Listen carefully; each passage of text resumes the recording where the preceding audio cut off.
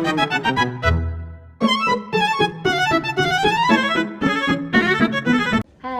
Assalamualaikum warahmatullahi wabarakatuh. Perkenalkan, nama saya Rihatul Mahdiah dari Program Studi Pendidikan Islam Anak Usia Dini Kelas A. Bagaimana kabarnya hari ini? Alhamdulillah, luar biasa, tetap semangat, Allahu Akbar, ajaib. Alhamdulillah kabarnya baik-baik saja. Pada kesempatan video kali ini saya akan mengasesmen dua anak usia dini.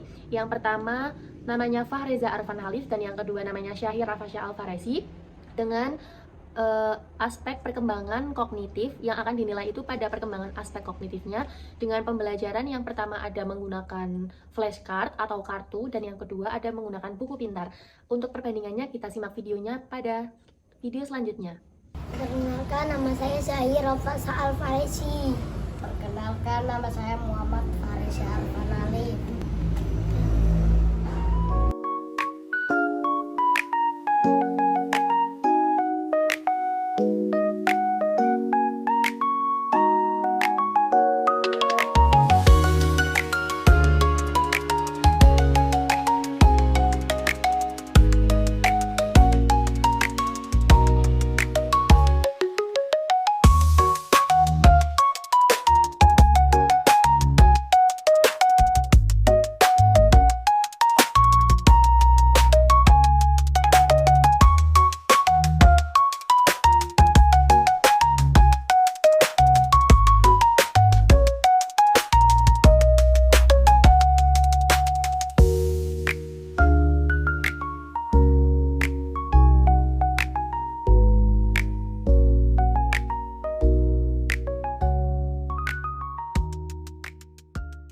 Gimana, sudah nonton videonya kan? Nah, pada kesempatan kali ini yang pertama saya akan mengasesmen. Apa itu asesmen? Asesmen itu adalah sebuah penilaian yang diberikan untuk mengetahui sejauh mana perkembangan pada pembelajaran yang telah dilakukan. Untuk yang pertama, video pertama itu pembelajaran menggunakan flashcard. Untuk asesmennya kita menggunakan checklist.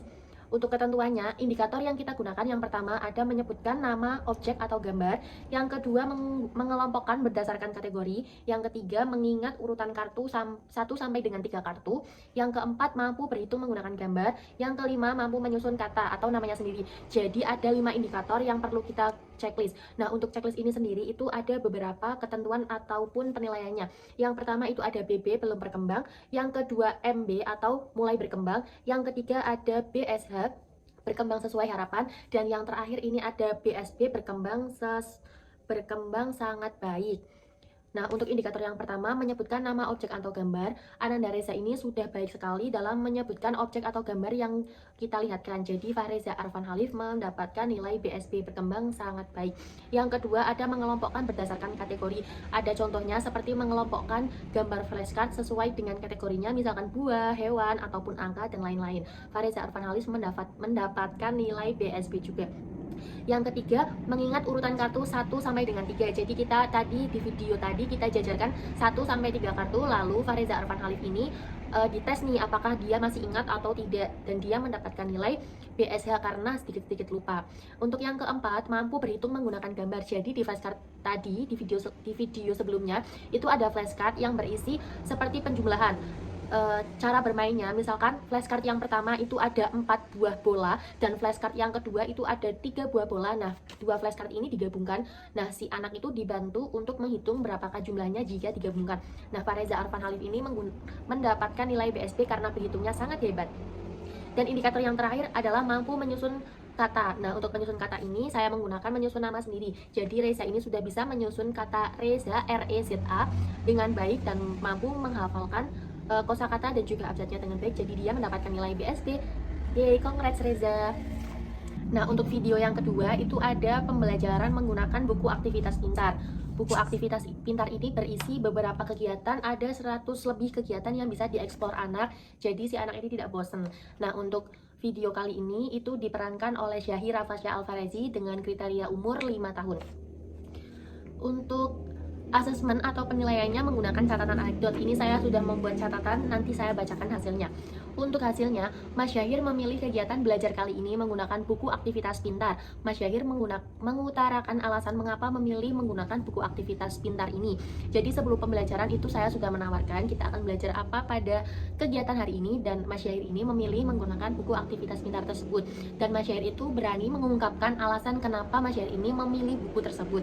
Nah, alasannya karena kegiatan yang menyenangkan dan tidak membosankan. Jadi Mas Syahir ini mengutarakan pendapatnya. Aku ingin belajar bermain menggunakan buku aktivitas pintar karena istilahnya tidak ada tuntutan yang dicapai. Jadi bisa diakses ke semua pembelajaran, tidak terpaku pada satu pembelajaran saja. Mas Syahir memilih belajar menarik garis, mengenal huruf, mengenal bentuk dasar geometri, mengenal benda-benda, terus menghubungkan, ada maze juga, mencari jalan, dan lain-lain. Mas Syahir di sela-sela belajarnya menceritakan hal-hal yang menyenangkan, seperti ketika di sekolah ia sudah bisa mengenal lebih banyak abjad daripada teman-temannya, dia sudah bisa menguasai penjumlahan dengan baik, dan lain sebagainya. Untuk analisis capaiannya, Mas Syahir memahami dan memilih cara belajar yang menyenangkan tanpa harus terpaku pada satu kegiatan saja. Untuk jati diri, Mas Syahir mampu menyelesaikan tugas yang sudah dipilihnya sendiri tanpa paksaan dan tanpa bantuan orang lain, karena Ananda Syahir ini menyukai dengan pembelajaran yang dilakukan pada kegiatan hari ini. Jadi tidak ada unsur paksaan sama sekali, maka Ananda Syahir ini menyelesaikan pembelajarannya dengan senang. Untuk yang terakhir ada literasi dan STEAM, Mas Syahir mampu menjelaskan maksud dari perintah soal yang ada di buku tersebut dan berhasil menjelaskan tanpa bantuan saya ataupun temannya. Hasil belajarnya juga disampaikan dengan sangat menyenangkan ya, tidak ada perasaan sedih ataupun paksaan dari siapapun. Jadi Mas Syahir ini enjoy saat melakukan kegiatan. Mas Syahir mampu mengenal angka lebih dari 10, jadi Mas Syahir ini sudah bisa mengenal angka dari 1 sampai sekitar 20-an. Jadi kalau misalkan tambah-tambahan, penjumlahan, pengurangan itu sudah bisa hebat sekali. Untuk mengenal bentuk dasar geometri sederhananya juga sudah sangat hebat. Menggabungkan antara bentuk-bentuk dasar geometri, misalkan persegi dan juga segitiga, itu bisa dibuat rumah dan lain sebagainya. Untuk video kali ini mungkin sekian dari saya, kita cukupkan.